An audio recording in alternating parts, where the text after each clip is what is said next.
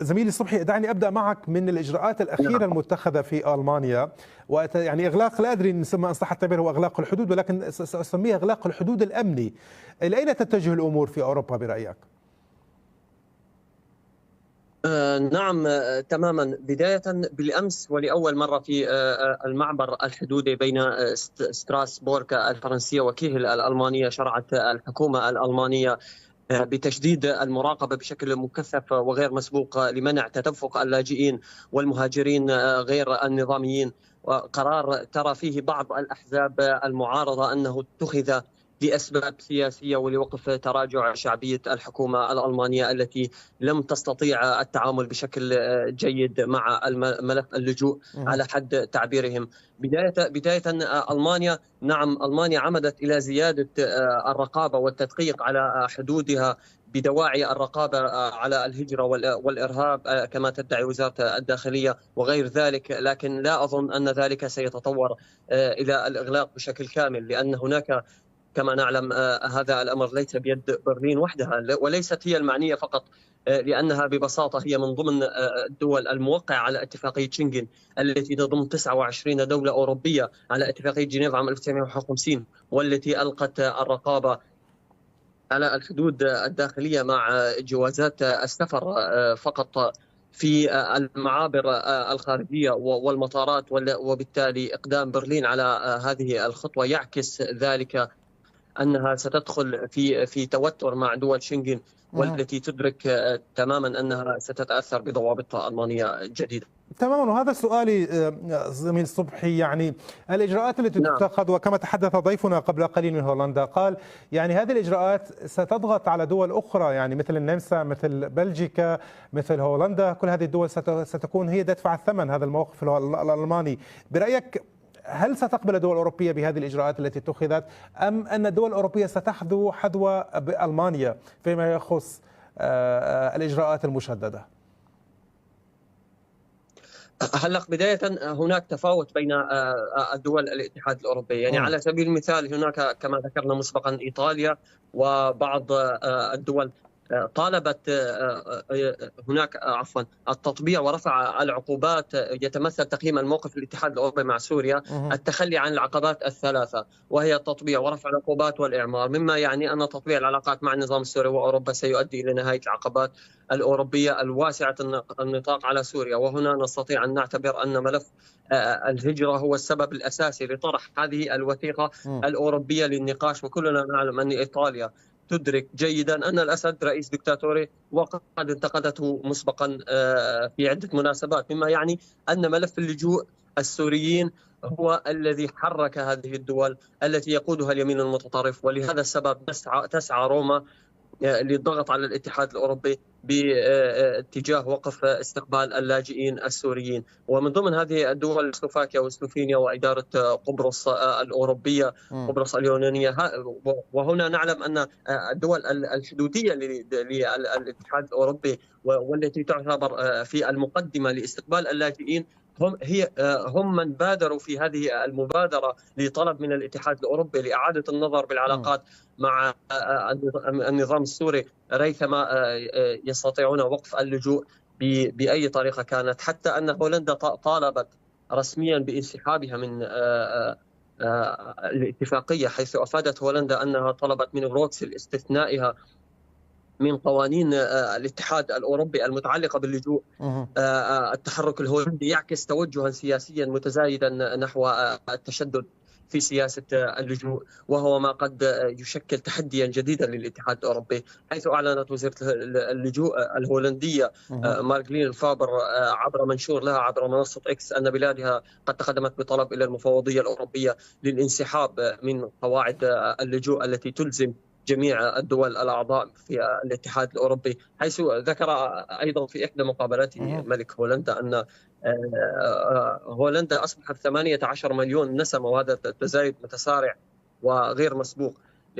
حيث لهذه الأسباب اليوم هولندا وبعض الدول تطالب في سحب الانسحاب من اتفاقية اللجوء باتباع سياسة موحدة بشأن استقبال اللاجئين والمهاجرين بشكل منتظم وأقل نسبة من ما هو عليه حاليا طيب ألا بسبب يخالف هذا التدفق. زميل صبحي، ألا تخالف هذه الإجراءات يعني ويعني الرفض الذي يعني كما تحدث لي الكثير أن هناك حالات الرفض كثيرة لطلبات الإقامة في أوروبا، ألا يخالف المبادئ التي يعني يعلنها دائما الاتحاد الأوروبي ما يسمى بحقوق الإنسان وحقوق اللاجئين؟ طيب في ظل هذه الإجراءات وهذه المطالبات بالانسحاب من اتفاقيات اللاجئين، ما مصير اللاجئين الذين يصلون إلى أوروبا مثلا؟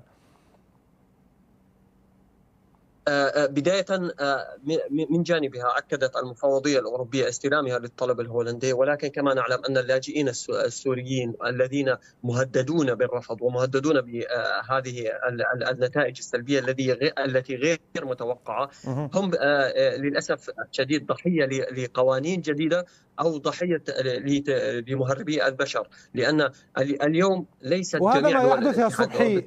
يا صبحي هذا نعم ما يحدث تماما. اليوم تماما. يعني اليوم هناك أعداد كبيرة أيضا رغم كل هذه الإجراءات، لا زالت الأعداد تذهب يعني تصل مع إلى أوروبا رغم أنه يعني هناك إجراءات مشددة. طيب في حال وصل هالسين من الناس إلى ألمانيا أو إلى هولندا في ظل هذه الإجراءات، ما مصيره؟ هل يعيدوه إلى نقطة البداية إلى اليونان إلى تركيا؟ لا أدري بالضبط. هلا الآن حاليا في هذه الأثناء يحصلون على حماية سنوية، معظمهم يحصلون على حماية سنوية. إن وصل إلى ألمانيا ولم يقصر في دول العابر فيها مثل كرواتيا أو مثل اليونان، يستطيع الحصول ببساطة على حماية سنوية، وهذه تعتبر حماية إنسانية ريثما يستطيعون إعادته بعد إبرام اتفاقية مع النظام السوري بأن مثلا بعض المناطق آمنة، وهذا ما يسعى إليه بعض دول الاتحاد الأوروبي. طبعا كلنا نعلم أن صعود اليمين المتطرف في الاتحاد الأوروبي كان مفاجئا وغير متوقعا أبدا في هذا العام، ووصوله لهذه المستويات من الحكم كان صادما للأسف الشديد لبعض اللاجئين السوريين.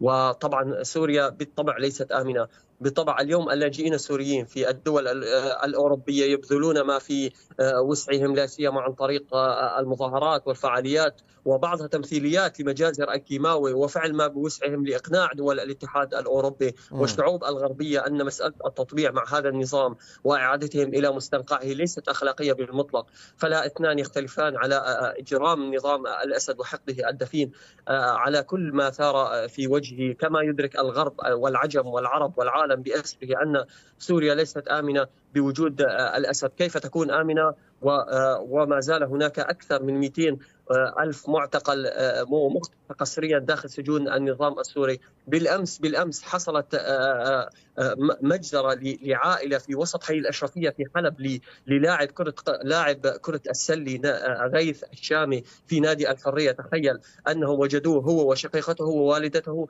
مقتولين في شقتهم في حي الأشرفية في حلب، في جريمة هزت حلب أجمعها. يعني تخيل أن لاعب كرة السلة حصل له هذا ويدعون أن سوريا آمنة. على أي أمان يتحدثون؟ وقبل أيام قليلة تخيل أن منظمة الدفاع المدني زودت المدرس في إدلب بريف إدلب بأجهزة إنذار ضوئي للتحذير الاستباق من القصف ويتلقى ويقولون البعض أن سوريا آمنة. وأيضا قبل يومين بالضبط تم استهداف تفتناز وتم استهداف بعض المناطق في الشمال السوري. صحيح. أضف إلى ذلك زميل صبحي يعني حتى اعتقال الناشطين، حتى الموالين للنظام يتم اعتقالهم على مواقع التواصل الاجتماعي، يعني ليس فقط في المناطق المحررة وأيضا حتى في مناطق النظام هناك تضييق كبير.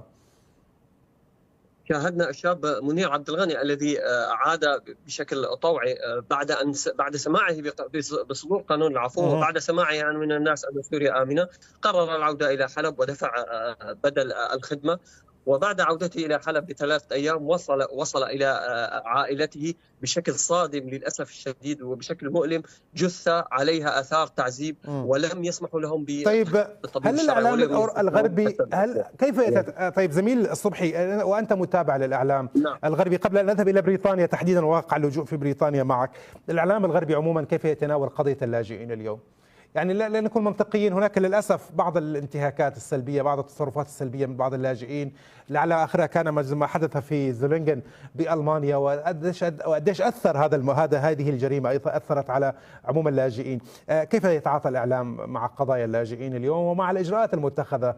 هل لديك اطلاع؟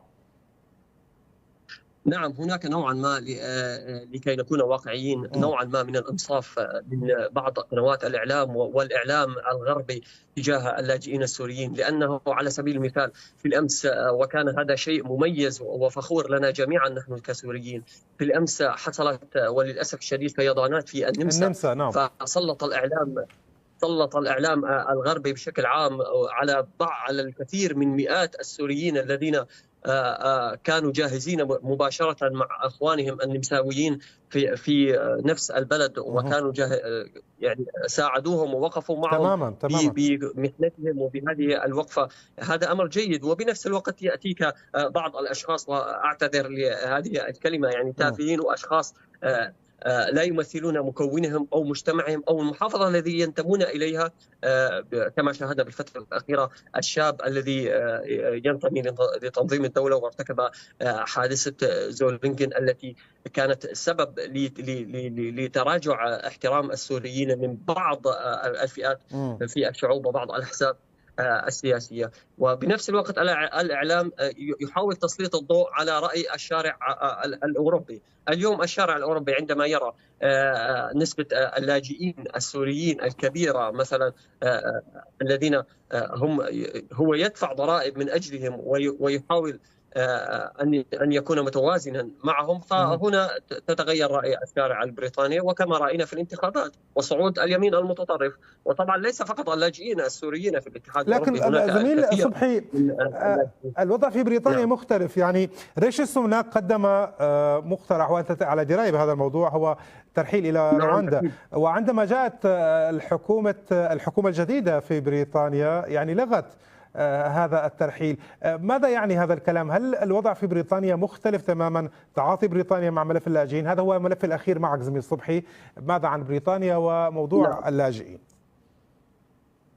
نعم، بداية أكيد الوضع في بريطانيا مختلف تماما، لأنها كما نعلم خرجت من البريكست وخرجت من اتفاقية الاتحاد الأوروبي. ولكن للأسف الشديد بالفترة الأخيرة لمح حزب العمال إلى إعادة اتفاقية البصمة، وهي التي تنتهي بنهاية عام 2024. سيقومون بإعادة تفعيل اتفاقية البصمة لمعرفة ما إذا كان الشخص قد لديه بصمة في دولة معينة في دول الاتحاد الأوروبي أم لا، وقد يعيدونه لهذه الدولة بسبب سياسة اللجوء، حيث عارض حزب العمال خطة رواندا وألغاها لأنه وصفها بخطة مولودة بالميتة، وألغاها منذ وصولها إلى الحكومة بحجة فشلها وعدم القدرة على تطبيعها، لأنها لا تعمل على ترحيل سوى 1% من المهاجرين الذين تعدادهم نحو 120,000 مهاجر. ولذلك تعهد ستارمر بمعالجة طلبات اللجوء المهاجرين وإنهاء التكاليف المترتبة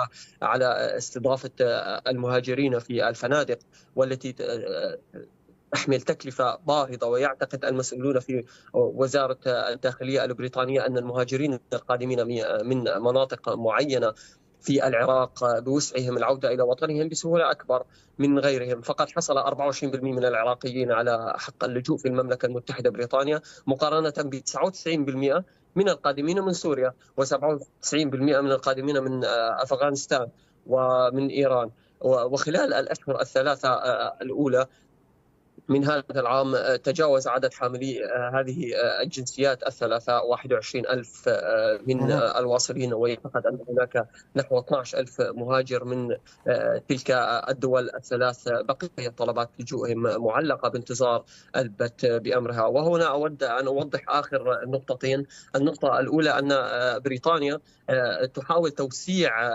الرقابة على قناة المانش بقوانين جديدة وصارمة أكثر لمحاربة تجار البشر. والنقطة الأخيرة والتي أختم فيها، وأود أن أوجه رسالة لكل السوريين في الاتحاد الأوروبي، أن أي شخص يحمل إقامة لجوء في أي دولة أوروبية نزوله إلى مناطق النظام أو مناطق إدلب في شمال سوريا أو أي منطقة أو حتى مناطق إربيل والأكراد، هذا يعني بالمرحلة الأولى هو ضرب مصداقية ضرب مصداقية طلب لجوئه، وضرب مصداقية كلامه في المقابلة، وضرب مصداقية آلاف طالبي اللجوء الذين تدرس طلبات لجوئهم وهم الآن في الكمات. وهو بنفس الوقت دفع للنظام السوري، سواء كان ثمن جواز السفر أو ثمن الخدمة السورية 11,000 أو 8,000 دولار أمريكي. وهذا أمر وكأنه يدفع ثمن الصاروخ الذي يقصف أهله، وثمن الرفض الذي يعطى لزميله في أوروبا الذي هو ناجئ حرب وناجئ من المعتقلات ومن المحرقة. وهذا أمر خطير للغاية، لأن على أساسه وبسببه السويد والدنمارك للأسف الشديد أوقفت اللجوء بشكل تقريبا كامل. حتى السويد الآن بدأت تحاول تعطي مال لبعض اللاجئين للمغادرة للخروج خارج السويد. نعم، تماما. شكرا لكم على 35,000 دولار. صبحي البصاص، شكرا لكل هذه المعلومات وهذه الإحاطة فيما يخص وضع اللجوء في عموم أوروبا. تحياتي لك زميلي صبحي وللنصائح التي قدمتها وواقع الحال. شكرا لك. حياكم الله، حياكم الله يا صبحي البصاص. بهذا متابعينا نصل معكم إلى ختام هذه الجولة الصباحية من صباحك مسك. بتمنى نكون حطيناكم بصورة الوضع عموما في أوروبا مع زملائنا اللي كانوا معنا من هولندا ومن بريطانيا. بكرة الزميل أو الدكتور والزميل أحمد السيد سيكون معكم في مشوار الصباح. أعود وألتقي بكم بحول الله يوم الخميس. نهاركم سعيد، إلى اللقاء.